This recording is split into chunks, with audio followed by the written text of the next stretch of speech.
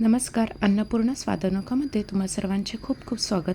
आज आपण बनवणार आहोत बटाटा आणि शेवग्याची रस्साभाजी. चवीला अप्रतिम आणि पौष्टिकतेने भरलेली ही भाजी तुम्ही भाकरी, पोळी किंवा भातासोबत खाऊ शकता. शेवग्याचे खूप फायदे आहेत. त्याच्याने भरपूर फायबर भेटतं, आपल्याला विटॅमिन सी भेटतं, शरीराची रोगप्रतिकार शक्तीही वाढते, कॅल्शियम आणि लोहाची जी कमतरता असते तीही भरून निघते. पौष्टिक आणि कमी कॅलरी असल्यामुळे आरोग्यासाठी खूप छान आहे ही भाजी. ह्याकरता मी लोहाची कढई वापरलेली आहे. कढई गरम करायला ठेवली आहे. त्यात 1 पळी तेल घातलं आहे. 1 मोठा कांदा बारीक चिरून घातलेला आहे. 7 ते 8 लसूण पाकळ्या आणि अर्धा इंच आल्याचा तुकडा घातलेला आहे. हे व्यवस्थित आपल्याला मंद गॅसवर छानपैकी गोल्डन ब्राऊन होईपर्यंत कांदा आपल्याला छान भाजून घ्यायचा आहे. कांदा, खोबरं, आलं, लसूण व्यवस्थित भाजल्यावरच वाटण करायचं आहे.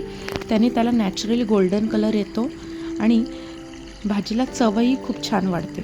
आता आपला कांदा छान ब्राऊन झालेला आहे. त्यात 2 चमचे मी सुक्कं खोबरं घातलेलं आहे खिसून आणि थोडीशी कोथिंबीर घातलेली आहे.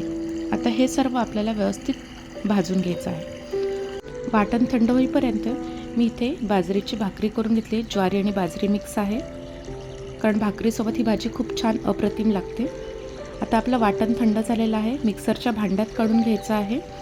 त्यात मी अर्धा टमॅटो घातलेला आहे. टमॅटो तुमच्या चवीनुसार आहे, घालायचा तर घालू शकता, अगदी ऑप्शनल आहे. वाटण बारीक करून घेतलेलं आहे मिक्सरमध्ये. इथे मी पितळाची कढई गॅसवर ठेवलेली आहे.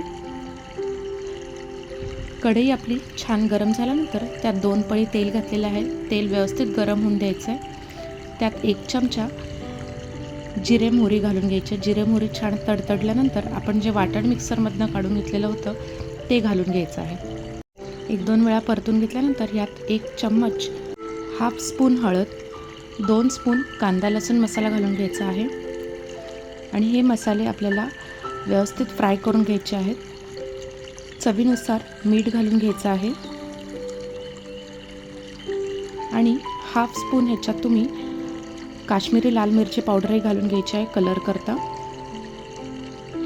1 स्पून मी ह्याच्यात धने जिरे पूड घातलेली आहे. आता आपला मसाला करपू नये त्याकरता मी मिक्सरच्या भांड्यात थोडंसं पाणी घातलेलं आहे, म्हणजे जे वाटण होतं तेही यूज होईल आणि ते पाणी ह्यात वाटणात घालून घेतलेलं आहे.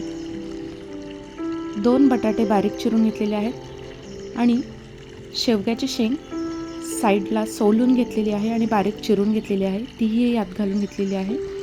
आता हे सर्व मसाले आणि बटाटा आणि शेवगा व्यवस्थित मिक्स व्हावं म्हणून 4 ते 5 मिनटं आपल्याला मसाल्यामध्ये फ्राय करायचं आहे. लगेच पाणी घालायचं नाही आहे. मसाला छान फ्राय होईपर्यंत एक साईडला मी 1 ग्लास गरम पाणी करायला ठेवलं होतं.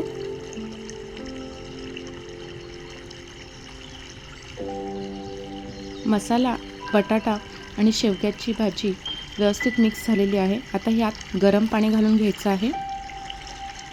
गरम पाणीच वापरायचं कुठल्याही वाटणाच्या भाजीला, कारण त्याची तर्री निघून जात नाही.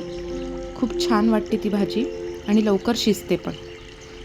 7 ते 8 मिनटं ह्याला छान शिजून दिल्यानंतर तुम्ही चेक करू शकता. बटाटा आणि शेवगा शिजलेला असेल तर तुमची भाजी तयार आहे.